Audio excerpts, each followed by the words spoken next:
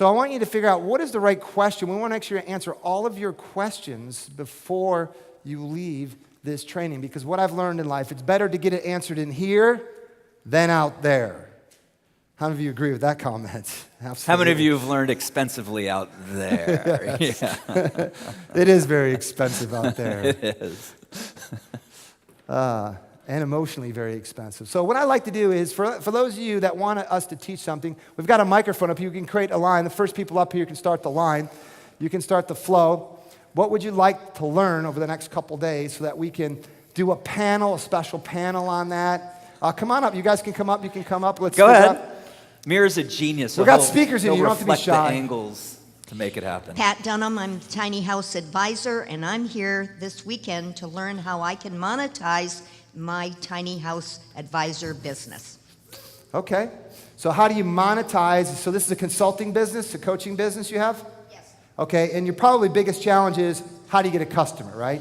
Yes. Okay, so typically that's the thing that most people have is how do you monetize this business?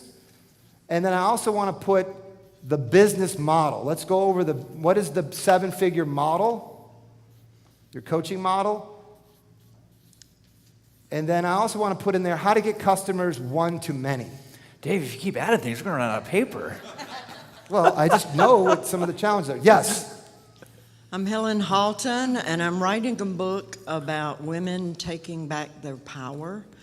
And I really am at the beginning. I want to do not your average book tour. I want to do a multimedia, interactive sound and light show kind of thing. Okay. So I really need to know where to start. Where to start. Game plan. So I heard creating an experience, right? Exactly. Right. Interactive. Okay. Experience. Awesome. And I also want us to go over what is the book strategy. Because how many of you have a book? Mm-hmm. How many of you understand that a book doesn't equal $1 million? So we need to give you what is the strategy behind the book. Just because you've got the book, how do you use the book as a marketing tool?